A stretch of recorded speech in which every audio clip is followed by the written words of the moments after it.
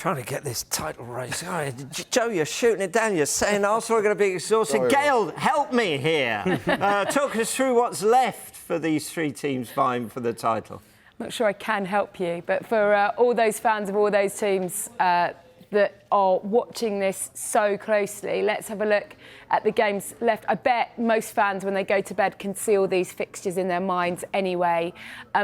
It starts tonight, doesn't it, for Arsenal? Huge victory psychologically against Wolves after a horrible week for them. Can they build on that at home tonight?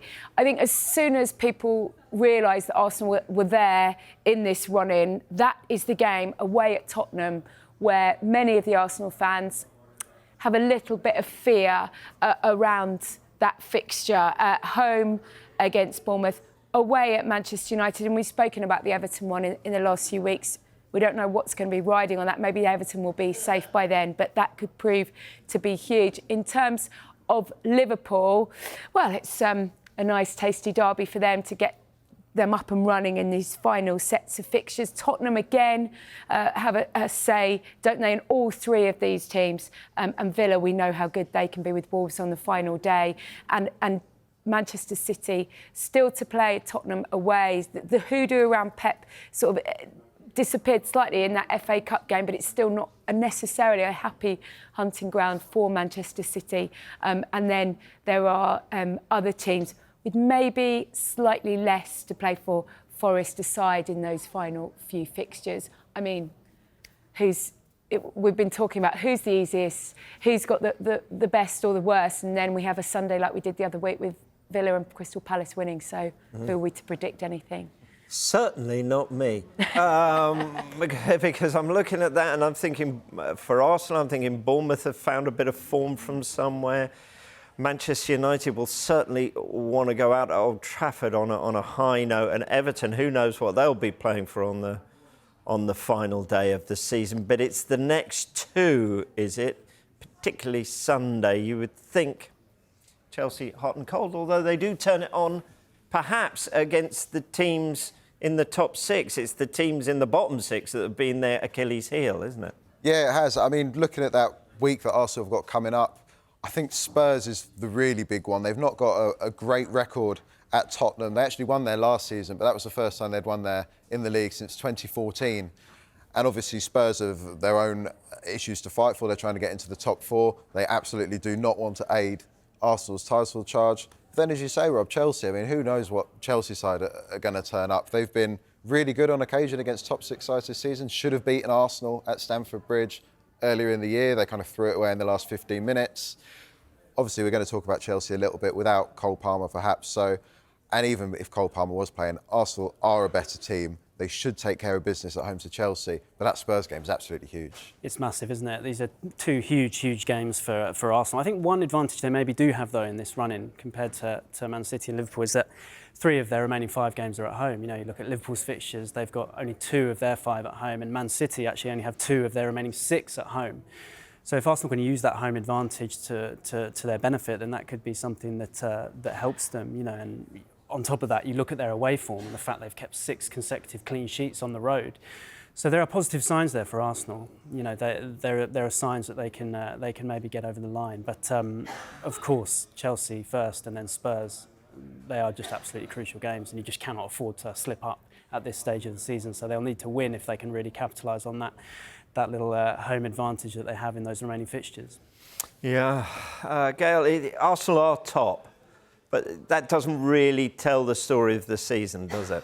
No, and Arsenal fans would point to last year when they were top for more days than anyone else, and it was City that still won the title. You've got to be top when it really matters. What we've done for you is shown you the days that each of particularly these title chasers have been top of the league. And people may be a little bit surprised to see City where they are. They started the season with the 6 straight wins, and then they had that little wobble with Newcastle and with the Wolves game. Liverpool top more days than anyone else. And Arsenal, it feels like Arsenal have been top of the league quite a lot this season, doesn't it? I think the league's changed nearly 20 times. Arsenal with 56. Tottenham, obviously, that bright start at the beginning, the first few weeks and until the game against Chelsea, when things began to unravel a little bit. What I would say about this is days at the top, and when we've had a few international breaks, that maybe skews it slightly.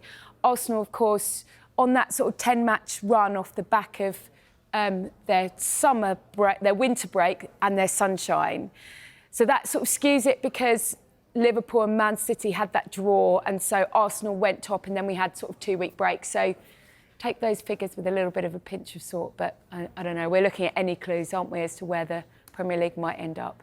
Oh, yeah, well, I'm looking at West Ham, 2 days at the top there. Absolutely. Be dining out on that, dining out on that forever. Yeah, top of the league, 2 days. I'm trying to think when that would have been after match day 3. I think, if my memory serves me correctly, after a 3-1 win against Brighton, I think they went top for those glorious 2 days. But Arsenal there, for just 56 days at the top. But as Gail was saying last season, they had the most number of days at the top. Does it really count? So what chances have Arsenal got of the title now? I think they've still got a good chance. It's funny, everyone kind of wrote off the title, didn't they, after the last weekend when they and Liverpool lost. But I think they've still got a good chance. I would still put my money on Manchester City. I think their run-in is easier. I think the fact that they got knocked out of the Champions League, their treble chances are over. I think that will only increase their determination to win the Premier League again. You can't rule out Liverpool, but I think their run-in is much harder than the other two. They've got to play Tottenham and they've got to play Aston Villa.